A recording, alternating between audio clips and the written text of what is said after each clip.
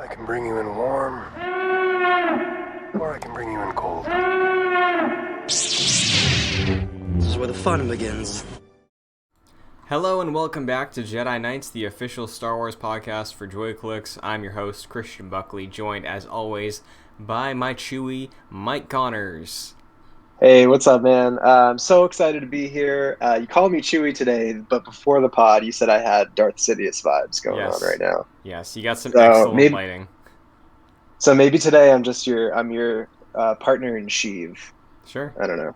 You're the Phantom Menace, perhaps? Oh, true. Mm-hmm. Yeah, I am the Phantom Menace.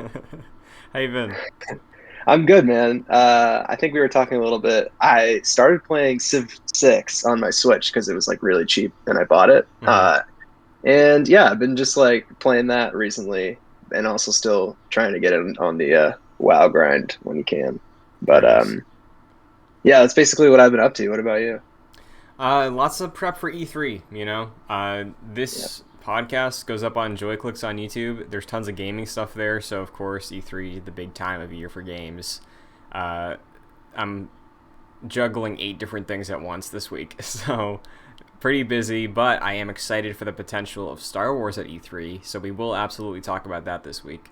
Alongside a very, very brief light news wrap-up and, of course, discussions about the recent episode of The Bad Batch. But Well, one thing I do want to say, as well as the E3 coverage that's going to be on JoyClicks over the next week or so, you've also been doing the Chunju D2 show. You want to plug that real quick, Christian? Sure, yeah. Every Sunday, a new episode of the Chuntu D2 show. It's about 8 to 12 minutes per episode so far. We got 8, 8, and 9 this week, where I'm going over a topic about a thing that I think is worthy of writing an essay about and then turning it into a video. We did one on Sonic. We did one on Kingdom Hearts. Next up is about broken promises for video games. So, Love it. Yeah, no, they're really cool. I dig them a lot, Christian. thank you. I appreciate it. It means a lot. Yeah, of course, man. That being said, Mike, I'm going to throw it over to you for our segment from the Jedi Archives, where we go to the sacred texts of Wikipedia and pull a piece of lore from canon or legends to educate each other and the audience. Kick us off, Mike. What did you get this week? So this is not something that I actually did a random page for. I pressed random page on Wikipedia, got something, and clicked a hyperlink on that page to something that I thought was more interesting. So I chose Arihinda Price. You're familiar, right? Yes, Maybe. yeah. Yeah, she's in Rebels. Like she's like the governor of Lothal, basically. So yeah, on Wikipedia, she held the rank of Moff and served as governor of the Lothal sector 13 years after the rise of the Galactic Empire. She was manager of Price Mining, aide to Lothal Senator Domus Renking before she was governor of Lothal. She's really interesting. She's actually very heavily featured in the first Thrawn book, Okay. in the new canon by Timothy Zahn. So not the old canon Thrawns by Zahn, but yeah. So you kind of get like a POV of her, and I actually thought that she was probably one of the more interesting parts of the book outside of Thrawn, of course. Mm-hmm. And I just thought I always liked her as a character in Rebels. She gave me like Tarkin vibes, but not Tarkin. And yeah, just dig her a lot. She's a interesting character for sure. Nice, good pick. Do you think we'll explore more with her in different upcoming content for that era? Because we're not leaving that in between anytime soon. We got Bad Batch. Are we gonna see a young version of her or something? I mean, I feel like it would be cool. One of the things that I like about Star Wars, and one of the things that it kind of gets a lot of crap for by some people is just like its reliance on like getting really into the weeds of like politics and stuff. Mm-hmm. But that's something I always thought was really interesting. And since she worked basically like as an aide on Coruscant, like during the reign of the Galactic Empire, I feel like she would be a really cool conduit for like exploring that side of like the transition from the Republic to the Empire and all that kind of stuff. So I want to see more of that, and I think the Bad Batch is doing a good job, with sort of like that transition period. But me as a nerd, I'm kind of interested in like what were the politics like at this time. Mm-hmm. Yeah, it's neat. I hope we get to see more from that character, and just it's a very wild era so far, so we're gonna absolutely get more of that. Hopefully. This What'd you week, pick? this week I did go random. I chose a page that, well, I didn't choose it, but it was given to me. Animal Circle. Mm. I read that. I Mm-hmm. was like, I have no concept of what this could be, so of course I have to go with it. The Animal Circle was a region of the main city on the planet of Keegan. The various circles of Keegan formed an interconnected ring around the Gathering Circle. V. Davi hoped to work in the Animal Circle upon graduation from the Learning Circle, but until Oviev and V. Tan were ousted as benevolent guides, providing more choice for workers, chances of that were slim, as there was a surplus of workers for the Circle during 44 BBY. It has only appeared in Jedi Apprentice: The Fight for Truth. Interesting. Yeah, it seems very like niche, like out there or anything. Do you think we're gonna get any animal circles in future canon? I would say no. I'd lean no, because it's a 2000 Scholastic paperback, so this is absolutely stricken from the canon. Yeah, this is like you really couldn't have found a deeper cut, Christian. No, no. Like, Like, who knew that? that's a good. You know? I didn't know. I mean, I thought the first thing that came to my mind was like Orwell's Animal Farm, and yeah, that has nothing to do with Star Wars. So you could just say I was at a loss. Yeah. So I was too. That's why I wanted to go with it. But Yeah, no, it's interesting. great picks this week from the Jedi Archives. We'll go back next week and see what else the texts have for us. But Mike, we got a bit of, I wouldn't say bad news, but interesting news. Do you want to start with this? Yeah, let's start with the bad/interesting news. Yeah, so apparently there was a recent entry of Variety's Actors on Actors, which is an interesting segment where they get an actor and another actor, and they have a little interview amongst each other because they understand their craft better than any other interviewer would. Yeah. And this one was fun. I didn't get to watch the whole thing, but Ewan McGregor and Pedro Pascal were the two interviewees talking to each other for this installment. So cool because they share. Couldn't pick a better pair. Yeah, exactly. They share that Star Wars background. So yeah, for sure. I think the main piece of news that came out of this, it is a very interesting discussion. I will go back and finish it, but they were talking about Mandalorian. Ewan McGregor was asking him questions about it, and Pedro Pascal said, quote, "We haven't shot a third season." So I know there's rumors that they might be starting to shoot later this year. There is also the very real truth that Pedro Pascal has now been cast in the Last of Us show on HBO, which is going to production this year. They're shooting that. So we talked a bit last week, and I think the episode before as well, about like Christmas for Mando season 3, maybe premiering the first episode in theaters this Christmas. Like, hearing this from the lead of the show, I know he didn't have to be on set all the time in season 1 and to some extent season 2, but like, does this have you doubtful about even one episode hitting this year? Yeah, for sure. I mean, the one thing that I'm trying to think of is like, is there a possibility that maybe this interview was like filmed a long time ago? But that just seems like they'd have to disclose that information, right? Like, Yeah. I'm definitely concerned about the Christmas target date. It's June. It takes a long time. As good as Disney is at this point at making like Mandalorian and like Disney shows like this, I'm sure they know where they want to go with the story and everything. But it takes a lot of production. There's a lot of pre-production, there's a lot of filming, and then there's a lot of post-production. Then you have marketing. You can't do that. I mean, I don't think you could really do that effectively in only 6 months. And granted, like maybe they've come up and done a lot of the pre-production already, but like the filming is a big part of it. And given the fact that you said that Pedro Pascal is like soon to be filming the Last of Us HBO series, I think it's probably unlikely that we're going to see Mando season 3 anytime this year, which is kind of upsetting, especially since that they, when they said Christmas at the end of last year, I believe, we were skeptical.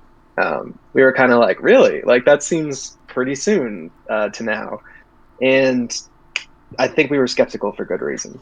That's just what I'll say about that.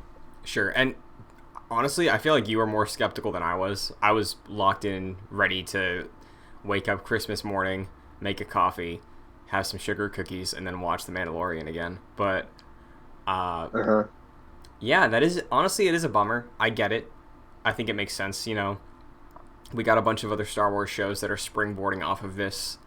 And I'll say I'll definitely miss the feeling of having Mandalorian every week in the fall-winter season this year, but, like, we are going to have Book of Boba Fett. Granted, that is fewer episodes, but, yeah, man. I have, like, a 5% chance of hope that they can throw together, like, maybe a 70-minute first episode, and then the rest of the season comes, like, spring next year or something like that. But yeah, I'm expecting nothing at this point. So, what do you know about The Last of Us? Like, you said that they are rumored to start filming like later this year, or is that like a confirmed thing? So I think they mentioned that it's going into production this fall, and I think it's gonna be, I could be misremembering, but I think they said it's gonna be like a 9-month shoot or something like that. Oh wow, yeah, that's crazy. That could Yeah, I sound mean, right. I don't really think that. Unfortunately, I think that we're probably going to have to wait a little bit longer for Mandalorian season 3. I don't necessarily think that this means, like there's never going to be a Mandalorian season 3. That thought like kind of did race through my mind for a second. Mm-hmm. Like, oh, and what if they're just like throwing away Mandalorian to focus on like Ahsoka and all these other shows that they want to do? But it's just been too much of a cash cow for Disney for them to like throw it away so easily, and it ended on such a cliffhanger. Though I do think that ending would be a great way to end it, in a way. I agree. I just don't think that that's going to happen. I'm sure you agree with me on that, Christian. Yeah. If you don't, correct me. Yeah. Yeah, because like they did say there would be a Mandalorian season 3. They did. They said it was gonna start on Christmas this year, right? But I'm Yeah, with you. I they definitely did. had that thought, and I remember I read an interesting article around like the midway of season 2, saying that like the Mandalorian is very interesting because Din Djarin is the protagonist, but he's not a main character, if that makes sense. Like Oh, totally. he's like the vehicle for that. So I could see a world where, in your hypothetical of not getting a season 3, we do focus to all these shows that do have main character vibes in them, and then Din Djarin is just around. He's that connective tissue. I could see that. Do I think that's likely? No, because like you said, it's a huge cash cow. But I would very much, I'd have a Yeah. lot of respect if they walked away from that specific arc where they leave off, because it's like, hey, that was the story we told them. So Oh my God. I mean, in a way, like I think that it would work so well if they were just like, actually, yeah, we're not going to make a season 3. We're happy about where this ended off. mm-hmm. Like maybe future shows, like if we end up doing Rangers of the New Republic or Ahsoka or some of the other shows that they're planning on doing, like maybe they'll answer some like lingering questions about some of these characters. But like, yeah, like Grogu ended up at the Jedi Temple. You can extrapolate in your own mind from like where what happened to him after that. Mm-hmm. Because But going back to what we were talking about, they just make too much damn money off the show, mm-hmm. that they wouldn't throw it away so easily. Because Especially since, like you said, they came out. They said that they had a plan for season 3, so they have a story that they want to tell. Clearly, the story is clearly not over yet, though it may seem like a good place to stop. Um, yeah, I just think it's just not going to happen this year, which is a shame, but something that I kind of like was thinking might happen. mm-hmm. I did double check, and this is confirmed. The Last of Us is starting to film in July and is wrapping in June 2022. And Yikes. yeah, so I think like the report is that they're just shooting 2 seasons back to back for that show, which is sort of irrelevant, but like, season 1 of Mandalorian, remember it came out after the fact that was like, hey, that was like Brendan Wayne's the whole time, really. That was never really Pedro Pascal on set in the suit, The scenes where his face was Yeah. there, it was, but like, I don't know, I could see a world where if they really need to get this show out, they'll do that again, but, after leaving off with season 2, you assume that he's not going to be wearing the helmet all the time now. But That's what I mean. Yeah, I feel like he would have to be on set way more, just because of like where season 2 ended up. Um, are we going to get a Mandalorian season 3? Yes, I think at some point we will. yes. Is it going to be this year? No, I really don't think so. Especially with that confirmed report that you just gave. Um, that's just kind of a shame, honestly. Like, what were they thinking? Like, why did they say that so? Like, I'm pretty convinced now that this is not coming out this year. But like, why would Disney do such a thing? Like, why would they say Christmas and like make this promise and like I don't know. Like, is there a world where a lot of this is of the reorganization is because they had to, or they fired Gina Carano? Do you think part of that is like they just really have to rework her role for season 3? Because like you and I have discussed her character and her acting. I can't imagine she was going to be that big of a player for season 3 to the point where they just have to shove off doing a whole season. Oh, for sure. Yeah, for sure not. Because like, think about it. She was in season 1.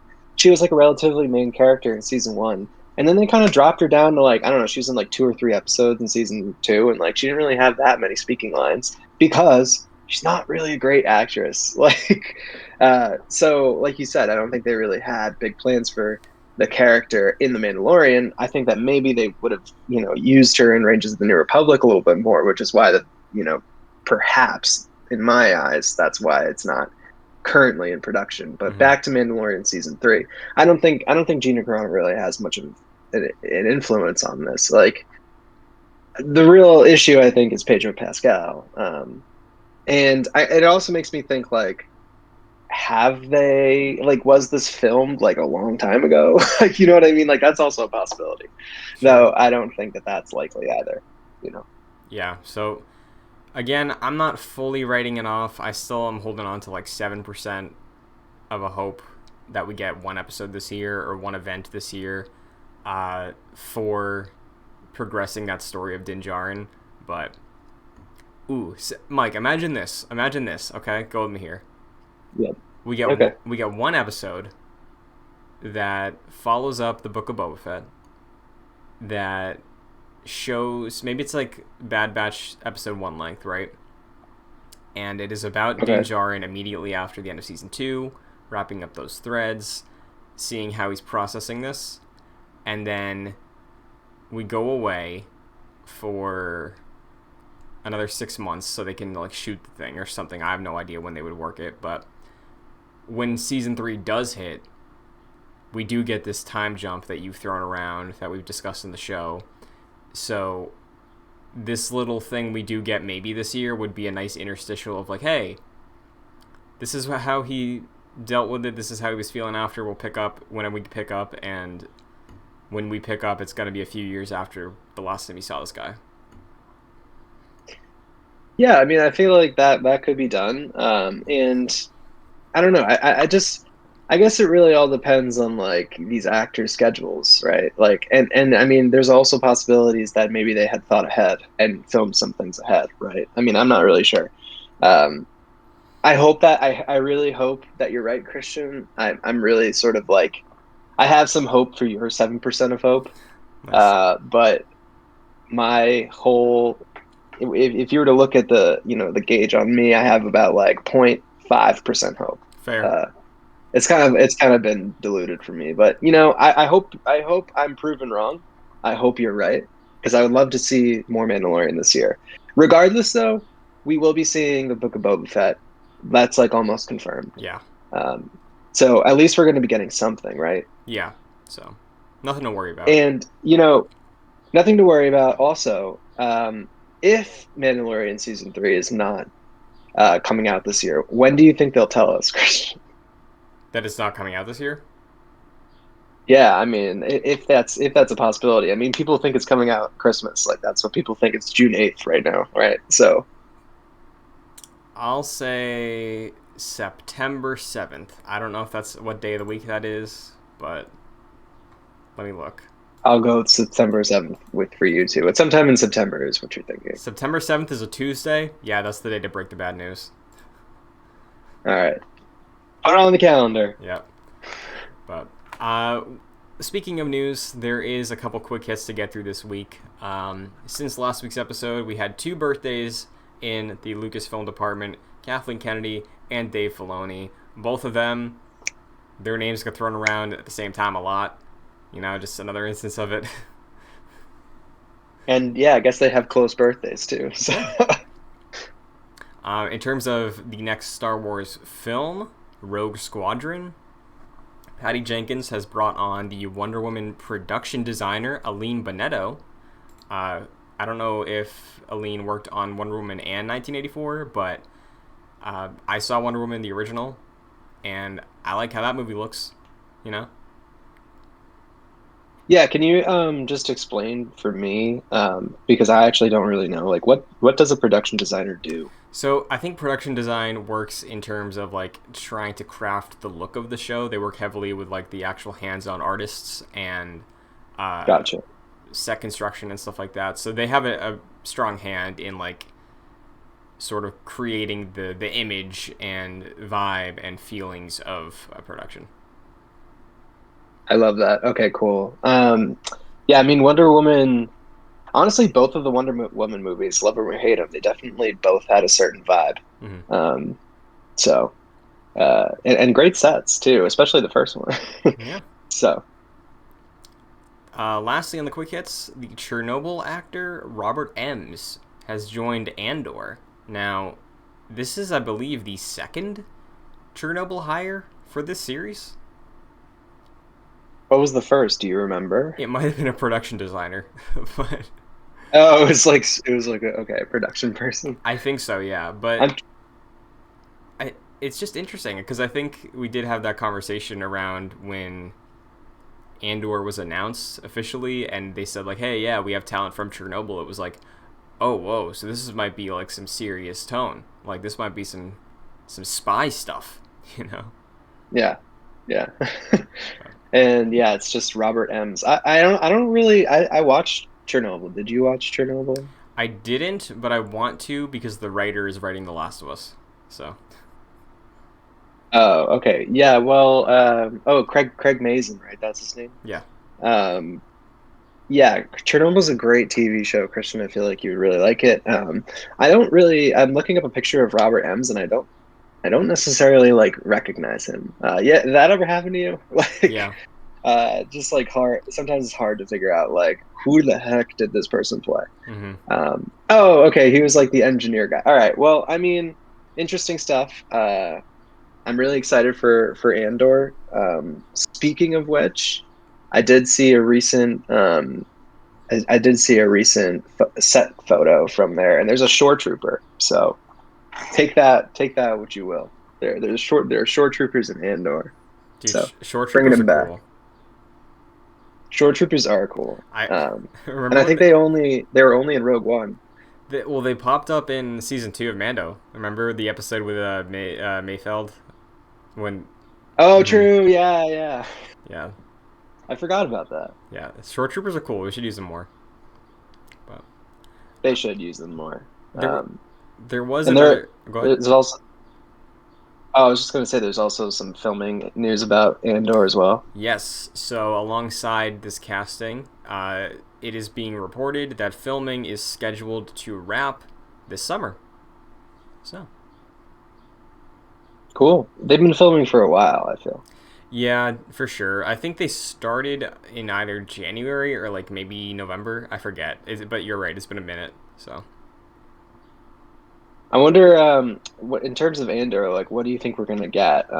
Like, how many episodes? Do you think they're filming like just one season right now?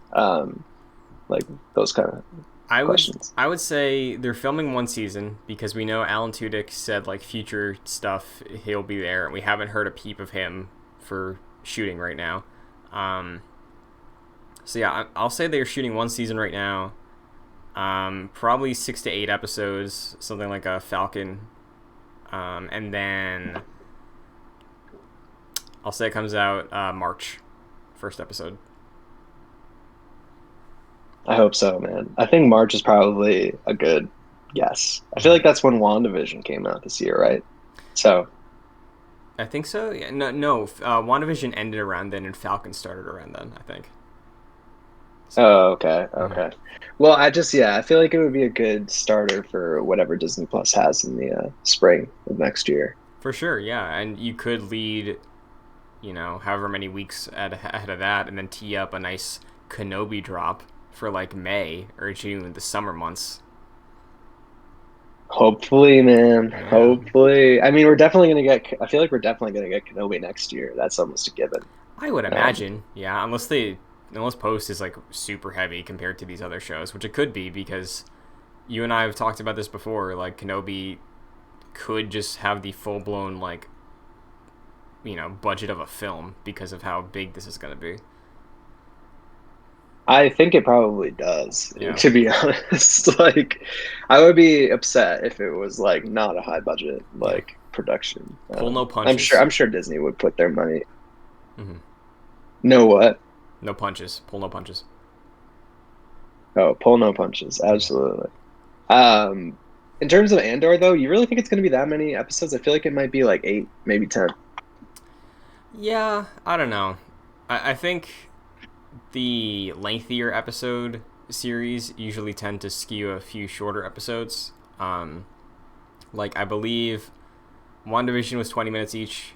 20 some like were a little closer to 30. I think it was 140, but they had 8 and it totaled 6 hours. Falcon had like 6 45-minute episodes. Loki I think has 6 45 50-minute episodes.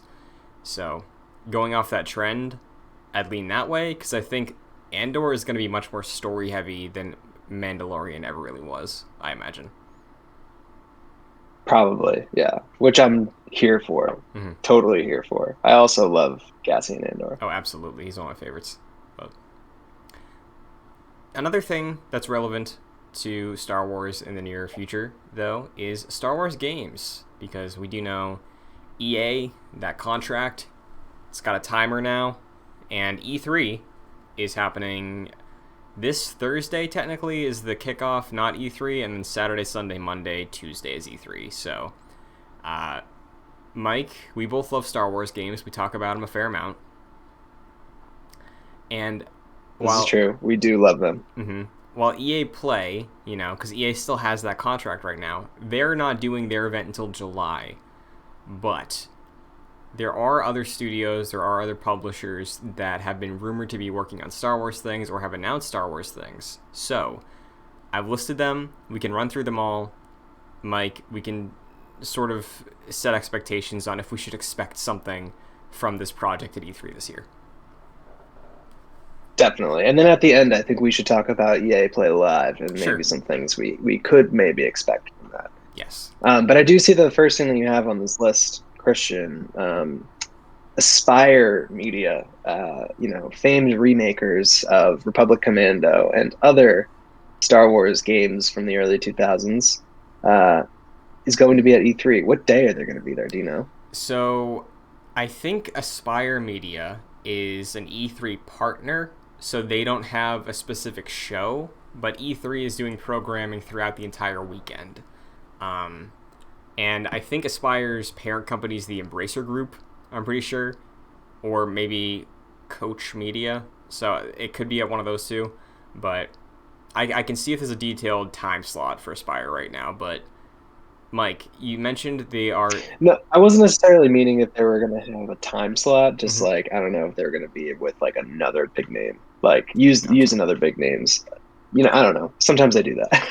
Yeah, you're right. You're right. I'm looking right now. I'm not seeing a specific event scheduled for them, but I imagine they're at their parent company. Um, but like you mentioned, they did remaster Republic Commando. I think they also remastered the Jedi Academy games that got ports recently. They're also the studio rumored, and honestly, they are making this because Jason Schreier said they are. Um, the Knights of the Yep. Old Republic remake. So, Yeah, I mean, so as far as I know, they're not. As far as I know, they're not really involved or rumored to be doing anything else, right? Like this is kind of their thing.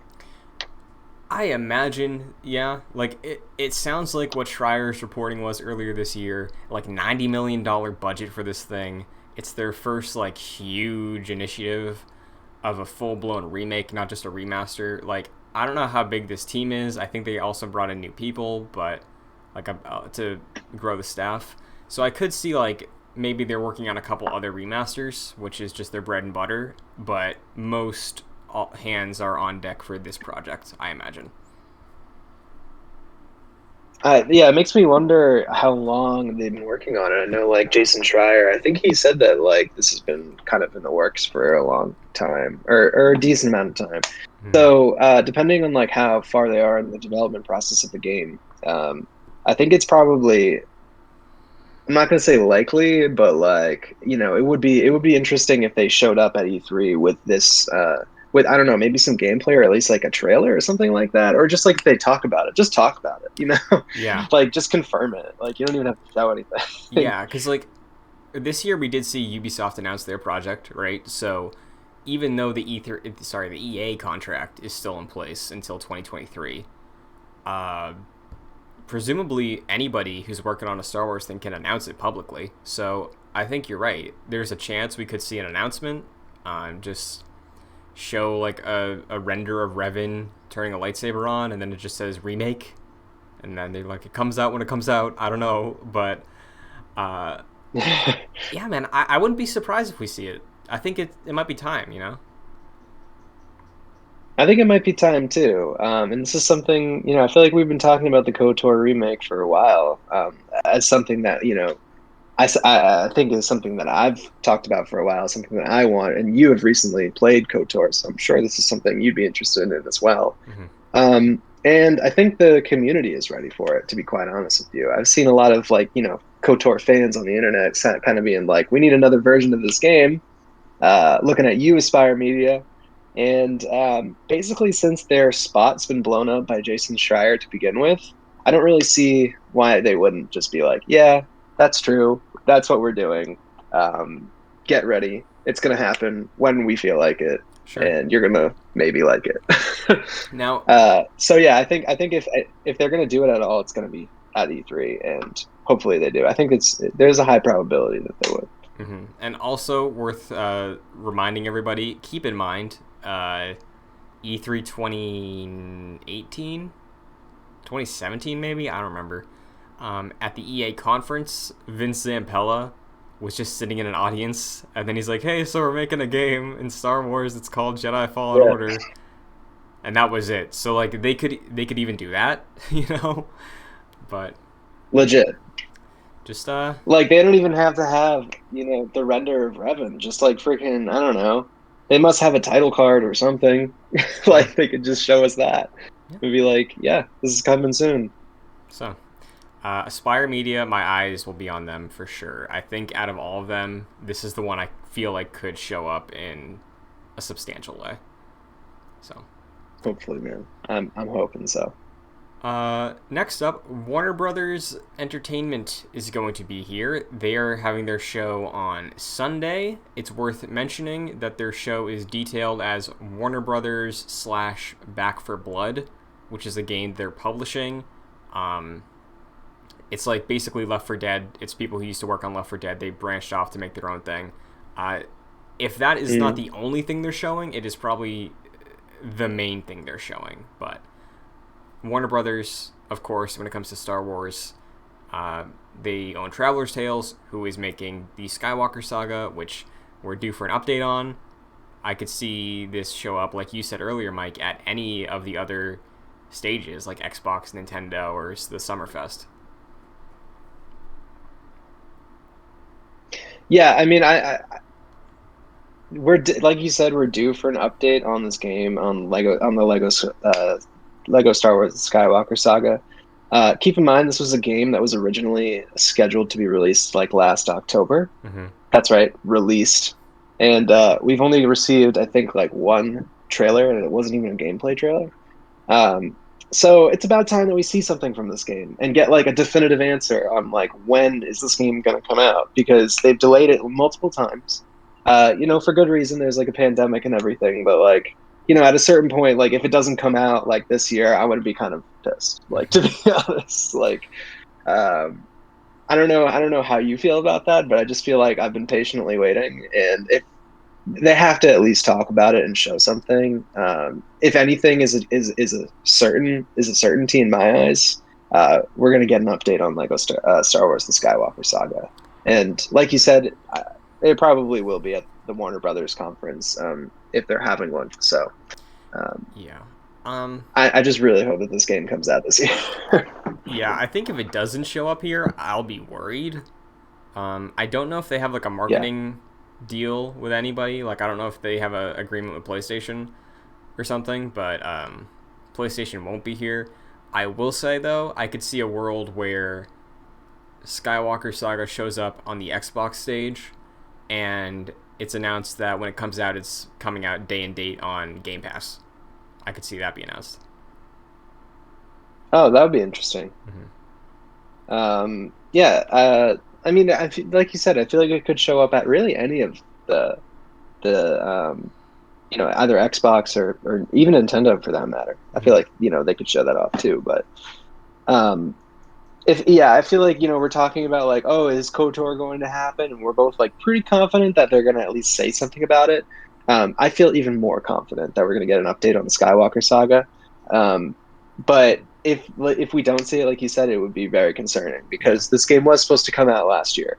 Mm-hmm. Um, and if we don't get this game this year, man, like I said this before, but I'm gonna be really upset.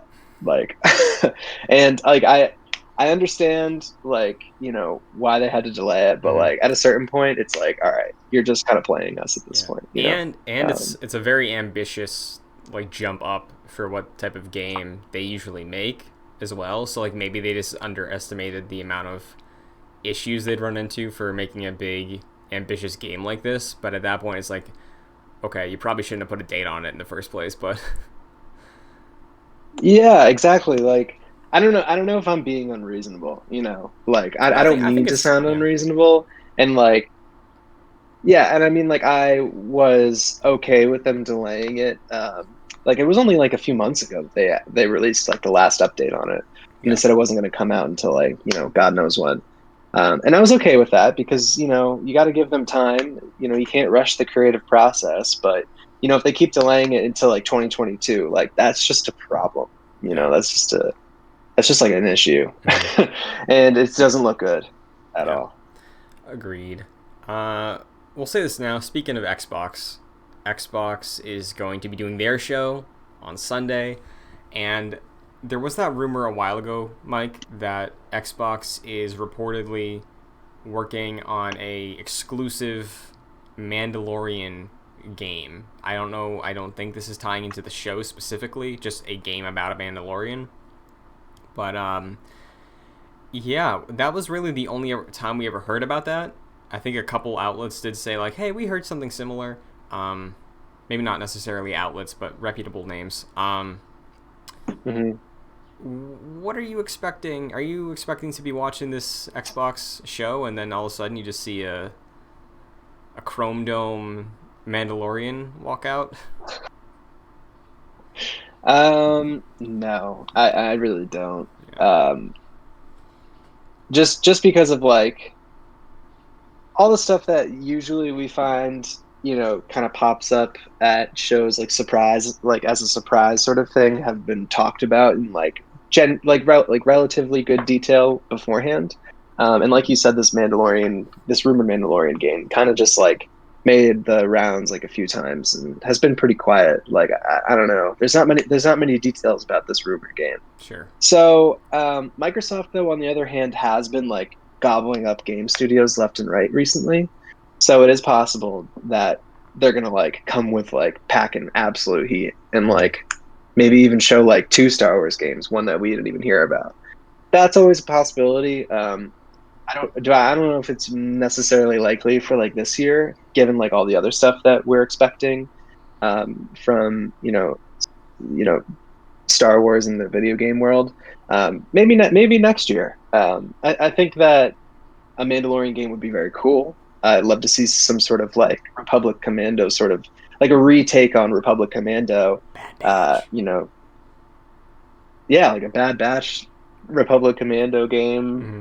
That would be cool, but I don't know if that's going to happen anytime soon. Yeah. What are you thinking about this, Christian? So I'm with you. I think even if this is real, it could just be a couple documents right now. Like it could just be super early on in the planning phases for this. Because I think the initial rumor came when they said they were making an Indiana Jones game at Bethesda, and that was probably going to be an Yeah. exclusive for Xbox. But even then, that is a game that was announced, and they're like, hey, this is a ways out. Like, we have almost nothing for this game right now, but they still made a trailer to announce it. So if there is a project that is going to be an exclusive Star Wars game, even if it's years away, I'm sure they would love to flaunt that. Yeah, I mean, I'm sure I'm like think about this. Like you brought up the infamous reveal of Fallen Order 1. That was literally no more than just like a camera going up to a guy in the audience. So Mm-hmm. like who's to say that that can't happen this time? Like Sure. there's a 15-second clip of some guy being like, "Also, we're making a Star Wars game. It's going to come out when we feel like it." Yeah. Next thing. You know what I Mm-hmm. mean? Yeah. Uh and like the chances of them being like, oh, it's going to be like a Mandalorian game specifically is low. Think about like Indiana Jones. They were like, yeah, we're making an Indiana Jones game. Yeah. That's it. Like we have no idea about any of it. Mm-hmm. Um, so yeah, is that a possibility? Sure. I feel like it's a possibility really like at any time though. Yeah. E3 is for sure like I don't know. It's possible. I just don't think it's likely. Yeah. Um, Lastly, actually, there's two more. There's one I forgot to write down. But next up, Ubisoft. Ubisoft is going to be doing a Ubisoft Forward presentation on Saturday. They have announced a handful of things that won't be there. They've said Prince of Persia is not going to be there. The new Rainbow Six is not going to be there. The new Division spinoff is not going to be there. But we do know earlier this year, when Lucasfilm Games was announced, the the paired game announcement was this Star Wars game coming from Ubisoft and their Division team. Again, Hmm. this is the one I'm doubting the most. Like, I don't think this thing pops up in the slightest. I will be shocked. I will eat a hat if we see anything from this. Okay. All right, I'm gonna hold you to that then. All right. Because why would they release a list of things that they weren't going to bring up at the show and Star Wars not be on it if they weren't going to bring it up? Fair. Fair point. That's just my thought. That's Mm-hmm. my thought. Sure. Yeah. Yeah. So, I mean, I don't know. Like, it's possible. That's the thing about all these. Like, we just really don't know. Mm-hmm. But given the fact that Ubisoft said, like, yes, these things specifically we won't talk about, and they didn't say Star Wars, and they announced a Star Wars game, maybe they will talk about it. Yeah. We'll see. Uh, do you think like it's likely at all? I know you're saying that your logic is interesting, but would you like put your chips on this? No, I would not put my chips on. Okay. I don't put my chips on anything regarding Star Wars, man. They sometimes, you know just as well as I do. You can't trust these big corporations, man. Uh, I think there's a lot of Star Wars to go around. I think that we're probably going to get a lot of interesting information about the new Lego Star Wars game. I think we'll probably get the KOTOR thing. Um, I don't know if we're really going to get anything from Ubisoft. I think it's probably more likely than getting anything from Microsoft. Let's just say that. Sure. The one I forgot to write down on the doc is something I absolutely think we'll see. I don't know where we'll see it, but we do know that Zynga is working on a Star Wars game that is set to come out this year that we've only seen a trailer of. But Star Wars Hunters was at the Switch presentation in March, I think. Could pop up at the Nintendo presentation on Tuesday, could pop up anywhere else, but it's coming out this year. We haven't seen what the game looks like or how it plays, so I imagine they'll want to show it soon. So Yeah, that'd be cool. I'm interested to see what it's like because the trailer really didn't tell us anything. So yeah, so I don't know where that would be. I couldn't see it being Well, in Nintendo's again. I don't know why. I just don't feel it, but I think when you said that they had showed it at the Switch presentation, that kind of made me thought maybe they would show it again at their presentation at E3. But then again, like that might be a reason that they wouldn't, because yeah. they already did. Yeah. I don't know. So I don't know. I think we're gonna hear something about it though. Yeah. I think we'll see it for sure by next episode. Next time we talk, we'll have seen it. So. Yeah. But So look forward to that. Yes. I know you wanted to talk briefly about EA Play and what we could see there. That is happening in July. I don't know the specific date, but, EA, they've been taking their time, but they're making Star Wars games still. So, what do you think we're going to see? Oh, yeah. So I think Battlefront 3 is probably unlikely. Sure. As I understand it, like they still have a Battlefield game to get through, or that's what they're going to be like showing off sooner rather than later. Yeah. That's Dice, by the way. So I think like if anything, Star Wars Battlefront 3 is probably going to be something that they're working on next, and they're probably not going to want to like focus too much on that, given that they have these other games that they want to show off, first. But Fallen Order 2, it's been a while since we heard any official news from Respawn on this. And, given the fact that Fallen Order 1 was just like so freaking successful back in 2019, it's been that long already. I think that, I think we might get another like, hey, like this is happening still. Like, get hyped, I think that's honestly like, I'd be surprised if that didn't happen. I'm with you. I think we'll probably get like a 30-second teaser that shows like Cal maybe in like a city somewhere on the run with Marin like getting back to the ship, and then it just says Star Wars Jedi, whatever the title of the next one is. So yeah, in terms of Battlefront, you don't think we're going to see anything? Yeah, I don't think so. I think you laid out the logic well. Battlefield 6 is getting revealed tomorrow as of this recording, and that's coming out this year. And you're right, that is DICE. I think next year we'll get the reveal for sure of Battlefront 3. I don't know when that's coming out, but yeah, I think for sure no Battlefront this year. Maybe at the like bare minimum, again, we just get this guy in the audience being like, "Hey, we're making one," but yeah, I'm not gonna hold my breath. At the bare minimum, yeah, I do think a Fallen Order 2 announcement is imminent. Yeah. They don't even really have to announce the title if they're just like, yeah, this is happening for sure. That's what I'm expecting at the very least. Yeah, because think about this too. Like EA's had this contract for almost a decade, right? And yeah, they put out a couple games. Most of them, I would say, were good.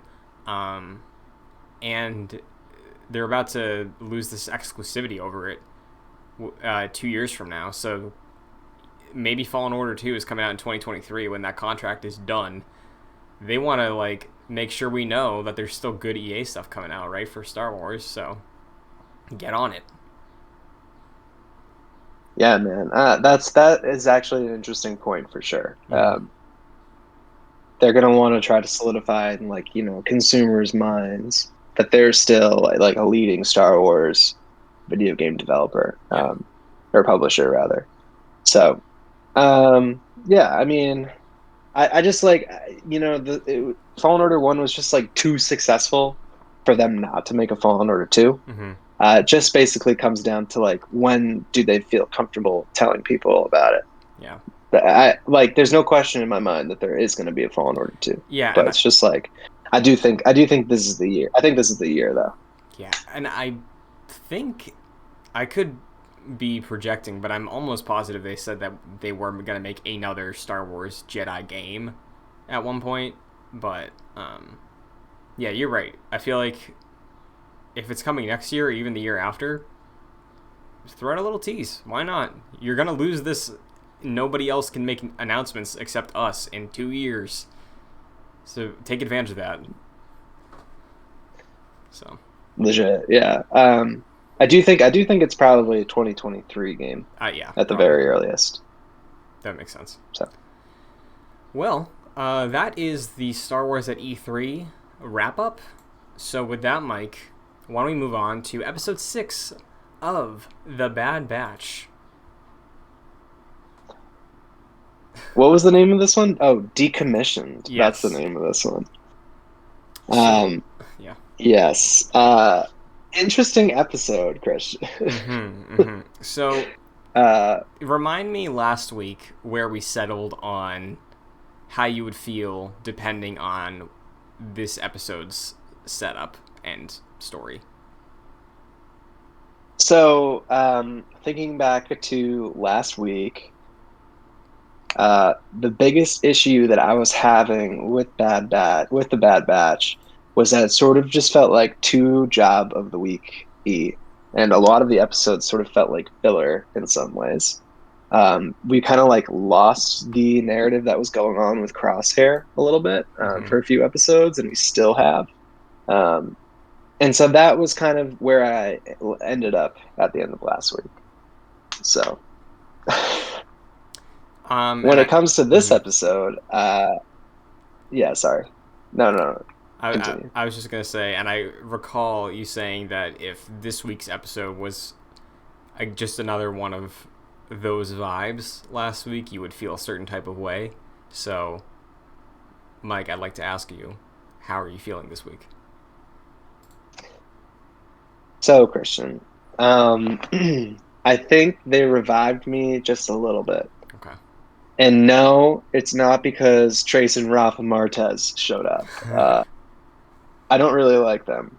However, I do think that though this episode was sort of still kind of like job of the week ish, it did a lot more in terms of like fleshing out like the wider like the personal intricacies of like each of the characters that we've been following for the last few episodes, and not to mention sort of widens the plot of why Crosshair had turned on the Bad Batch, and if some of the other Bad Batch members may also do the same. So I think this is one of the stronger episodes of the season so far for me, uh, and definitely an improvement over like the last three, in my opinion. Sure. I'm there with you. Like, I wasn't offended by the last few episodes, because it's low stakes, so far at least, outside of that really great premiere and the horrors of Crosshair's story. But, like, I do think this is a low ask show where you can just tune in, watch some cool Star Wars stuff happen, and I'm having a good time with it. But I do think you're right. This episode absolutely got back to a bit more excitement. And I feel this way about The Mandalorian, and I think this sort of wraps up why you liked this episode, where I think the job of the week format is real solid, and it can do wonders for just the pace of a story you're telling, but it's only memorable if either one, the job is really unique, or two, you use this structure that's very basic to focus on another thing, like your characters or their relationships or something like that. Like the best episodes of Mandalorian, I think in season 1 specifically, because that was a lot of job of the week, use that format to tell stuff about the characters, right? Like look at the Bryce Dallas Howard Village episode versus the Dave Filoni Tatooine episode, right? Or the heist episode, which Sure. showed a lot about Din Djarin, So versus I don't know, like Rick Famuyiwa's second episode, which is kind of like, yeah, I know what you mean. yeah, like all of those things use that job of the week format, and it's not necessarily exciting, depending on who you ask, and some people just don't even like that. But through using that format of like, hey, there's a thing we got to take care of, those two episodes, like the heist episode that you just said and like Bryce Dallas Howard's episode, gave really good insights into our main character. So I was having a fine time the last few weeks, but I think this one is using that format in a way that benefits the characters. So I did enjoy it more, like you did too. Yeah, I mean, I just think it did a lot to kind of like flesh out Omega a lot. Hmm. And just like her personality and the way that she handles like stress and the way that she handles like difficult situations. Like she's kind of like on her own a little bit in this episode. Not that she hadn't been on her own in like the previous episodes, but I think like she goes through a lot in this episode specifically. I think like she almost takes somebody's life. Like she sort of like goes through that. She starts to like learn that she needs to like become more of a fighter. She almost loses her own life. I don't know. It's just like I saw a lot of development in her character throughout just this one episode that I didn't really notice like throughout the previous ones because they did seem a little bit more job of the week ish. But this episode was like a job of the week. However, like because it had that sort of depth, I think it added a lot to it. Not only that, I think that this episode did a lot of interesting uh, ways that it connected to already existing canon. Like battle droids were a big part of Hmm. this episode, which I thought were interesting. Hmm. Um, and also just the connection of like Trace and Rafa Martez as well, sort of, and their connection with the Rebel Alliance sort of gives it another lens to look at this episode through. Yeah, yeah, I'm definitely there with you with everything you're feeling about it. I think Omega continues to just be very interesting, and like seeing her grow to be more of a like plant the seeds of becoming more of a soldier is interesting because we don't really know the end game for her. We speculated a lot that she might be the template for these new super clones or something. Like, who's to say? Maybe this is just gonna bolster that, but yeah, I think it was cool seeing the connections. Decommissioned, obviously, like with the battle droids, it was fun to see more of the battle droids. The Martez sisters I love it. definitely caught me off guard. I was like, oh, I did not expect to see you again. Like after that arc you had, but Yeah. I guess it makes sense. They're out and about. But, Yeah, it does make sense. What are your thoughts on them? I don't know. To me, like, I don't know. They just seem annoying. Like, their personalities don't really shine through for me. I guess I'll just say that. I think they're fine. I think they could be a bit more unique, maybe. You know, because I didn't feel that they were that much more developed as characters since the first time we saw them. Like, obviously their competency for running jobs is better, but like in terms of their personalities and just like everything, what type of uh, person for hire they operate as in Star Wars, like they haven't really grown into that much outside of just their ability. It feels like. Yeah, yeah. Though I did like their connection to the Rebel Alliance. We're starting to see those threads sort of come together Mm-hmm. in the Bad Batch, which is neat. Yeah, for sure. So I guess now that you said that this episode saved you a little bit, uh, how do you feel looking ahead to next week? Like, do you think we're gonna be in a situation again where the Bad Batch are settling into this outlook on life, and we don't again pick up with Crosshair, see what's up with him? Because I think at this point we are 2 episodes away from hitting the mid-season point. So, Hmm. what are your hopes and expectations at right now in terms of what you want out of this show directly next week? So I think directly next week, what I'm looking for. So I think with a lot of these shows, we sort of get like a climactic moment sort of in the middle of the season as well as the end, sort of like a I don't know, like a arc sort of thing. Um, and what I'm looking for in the next episode is starting to sort of pick up back with Crosshair and his story. And I know that I remember that he's looking for the Bad Batch. We just haven't seen any of that over the past like 4 episodes. So kind of picking up back with that is something that I think needs to be done, or else like that story is just not going to carry the same amount of weight. And also, sort of, I'm looking for more clues into where the Bad Batch as a team is headed. Because this episode that we just watched, Decommissioned, sort of falls back into delving into like what's going on with Wrecker and his head.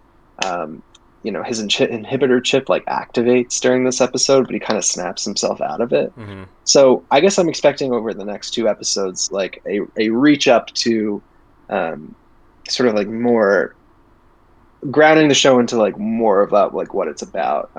I'm expecting maybe like Wrecker leaves the Bad Batch or something, and we really focus on that storyline for the remainder of the season. That's what I'm hoping. Mm-hmm. I don't know about you, Christian. I could see a world where because Wrecker is like I imagine he's realizing what's happening, and he just doesn't want to talk about it. I could see a world where to protect them, he just like leaves one night, and then maybe we spend an episode or two trying to get to him, and then we can pick up with Crosshair again because maybe he hears Wrecker leaves and he tries to go pick him up and like convince him to be a good soldier or something. Like Yeah. I could see that sort of be a big conflict, and I would be very interested in seeing that. But yeah, I'm curious. I hope we do get back to dealing with their fallout next week. If we do have another job and there is a couple more hints, sure. But again, I feel like we're, every week is one less week they can do an episode like that. We're going to have to reach a point of progressing these character arcs forward in story more. Yeah. Do you think... I mean, does it bother you at all that we haven't really talked about Crosshair? Like, it bothers me. I don't know if I'd say it bothers me, but I definitely... My expectations are set to be like, hey, we're going to reach a point where we do have a big blowout about him. And if we don't, then I'll just be like, okay, that was a weird choice. But it seems like they're purposefully saying like, hey, don't think about that right now. Think about what life could be like for this group, just trying to make a name for themselves, stay low-key, have a family together. Because that's where their heads are at mostly right now. So, like, if they want to keep us separate from that until it all goes wrong, I'll be okay with that. But in the end, if we just don't really develop Crosshair much further, then I think I'd be a bit more underwhelmed, upset. So. Understood. Yeah, I mean, I think that's definitely fair. Mm-hmm. Do you think we're teasing Ahsoka with that hologram, the sisters? Yeah, I was thinking. Honestly, I was thinking Bail Organa. Okay. That's what I was thinking. Because we're so early into the Empire. I don't think like the Alliance to Restore the Republic was necessarily like a fully formed like idea yet, Mm-hmm. So I don't know if like it's necessarily going to be Ahsoka who's doing that, or if we're going to start to like get into the nitty gritty of like the formation of the Rebel Alliance, right? In which case, I think it would make more sense for it to be Bail. It did seem like it was a male, right? But I mean, it's hard to tell. Yeah, I thought it could have been like modulation too, like who's, I don't know. It could have been.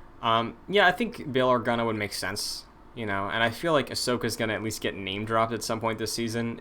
I think obviously the sisters definitely have a connection to the rebels, like you're saying now, or the rebellion, but they also have that connection to Ahsoka. So my mind did say like, oh, what if, maybe she trusts them because she trusted them before. So.